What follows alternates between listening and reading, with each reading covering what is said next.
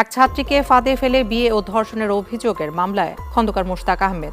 কলেজগামী মেয়ের বান্ধবীকে বিয়ে, জামাইয়ের বয়স 60 আর শ্বশুরের বয়স 40 বছর। অতঃপর ব্যাপক আলোচনা সমালোচনা। মেয়ের বাবা বলছেন ছাত্রীকে ফাঁদে ফেলে প্রলোভনে ফেলে বিয়ে করেছে। এ অভিযোগে মামলা করেন মেয়ের বাবা।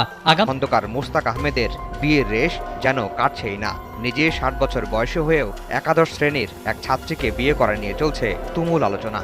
মোশতাক আহমেদের মোবাইলে একাদশ শ্রেণীর ছাত্রী সিনথিয়া ইসলাম তিশার নগ্ন ছবি ও ভিডিও রয়েছে। সেই নগ্ন ছবি দিয়ে তিশাকে জিম্মি করে নিজের কাছে রেখেছেন খন্দকার মোশতাক। নিজের পর্নোগ্রাফির ছবির কাছে বন্দী হয়ে রয়েছেন তিশা।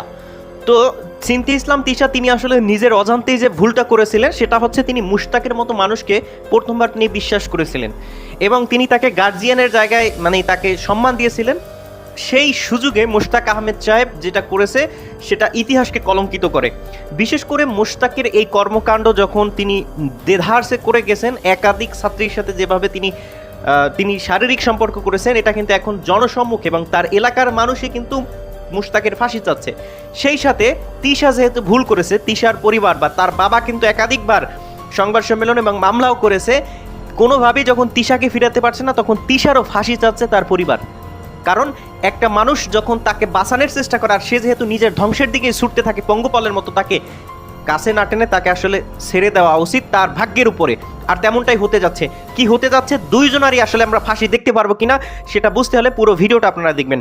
চলুন আসলে তিশার পরিবার আসলে কিভাবে তিশাকেও এখন মেনে নিচ্ছে না এবং মোশতাককেও কিভাবে মেনে নিচ্ছে না, তিশার বোন আসলে কি বলতেছে, তাদের দাবিটা কি, চলুন সেটা একটু শুনে আসি।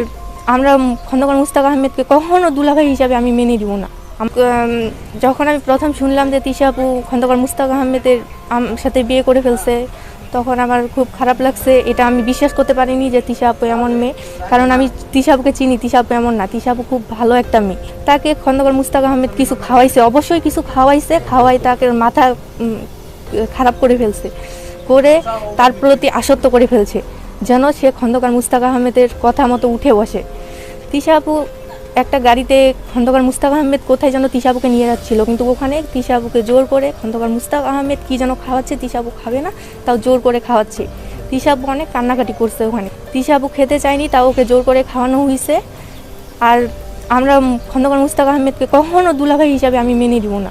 আমার পরিবার থেকে কেউ ওকে মেনে নিবে না, আমার বড় আব্বু সহ আমার অল ফ্যামিলি কেউ ওকে মেনে নিবে না। তিশা আপুর জন্য আমাদের ফ্যামিলি অনেক চিন্তিত।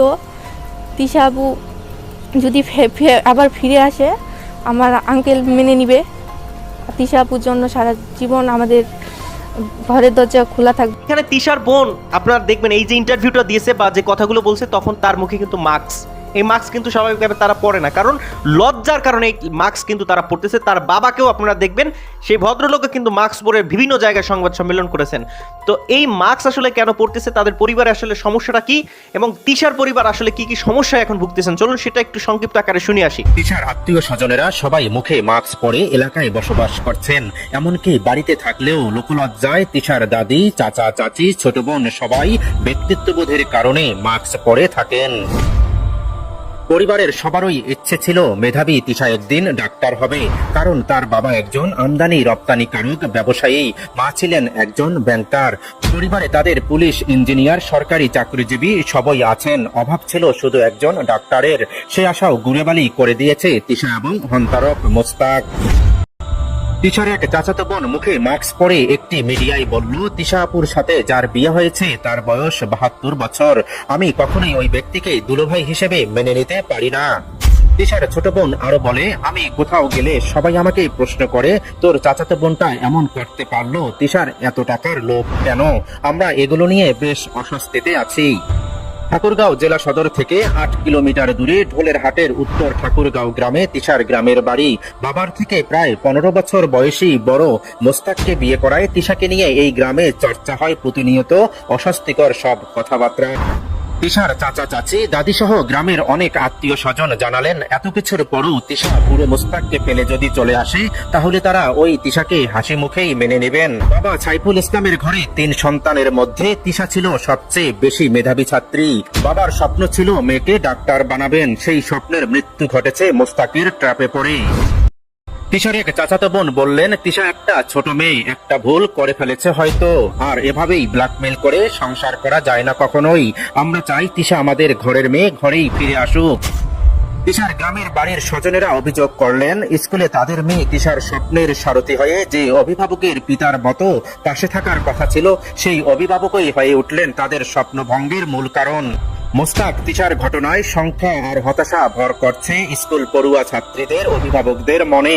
তাদের প্রশ্ন, স্কুলের অবুঝ শিশুদের নিরাপত্তা আজ কোথায়? আর কিভাবেই বা তারা বুঝবেন কোথায় ঘাপটি মেরে বসে আছে অন্য কোনো 65 বছরের হন্তারক মোস্তাক। আসলেই পরিবার, একটা মানুষ, একটা ছেলে মেয়ে যখন অবাধ্য হয় বা এমন ভুল পথে চলে যায় যেখান থেকে ফিরে আসা একদম সম্ভবই না, তখন আসলে সেই পরিবারের আসলে কিছুই করার থাকে না। তো মোস্তাক এবং তিশা, তারা ছাত্রী এবং শিক্ষক, এর মাঝে যে ঘটনাটা ঘটেছে, এটা তারা আসলে যুব সমাজ কি শিখলো, যুব সমাজরাও এখন কেন মোস্তাক এবং তিশার উপযুক্ত বিচার চাচ্ছে, তাদের দাবিটা কি, সেটা একটু শুনে আসি। একজন মেয়ে আপনার 60 বছরের বৃদ্ধ লোককে বিবাহ করছে, সেক্ষেত্রে আমারও এখন টার্গেট, আমি একজন সুগার মাম্মি খুঁজবো, সুগার মাম্মি খুঁজে নিজের লাইফটা সুন্দরভাবে লিড করবো। তিশা মেয়েটা দেখেন এখন যে অবস্থায় আছে, কার মধ্যে কি আছে এটা তো বলা যায় না। ওকে দিয়ে দেশ পরিচালনাও সম্ভব হতো, একজন ফিমেল কিন্তু সুন্দরভাবে দেশ পরিচালনা করতেছে এবং ভবিষ্যতে করবে। এই তিশা কি এখন আপনার মনে হয় ওর এডুকেশনের দিক ফোকাস করবে? এই তিশা কি আপনার মনে হয় ওর ব্যক্তি জীবনে আর আগের মতো ফিরবে? ওর মাথায় এখন শুধু চলবে পয়সা দাফাঙ্গা, পয়সা মাফাঙ্গা, এটা চলবে। আপনার এই যে মেয়েগুলা, এদের ব্রেনে শুধু চলতেছে এই একটা জিনিস দেখলে ফ্লো বাই ফ্লো এটা হতে থাকবে।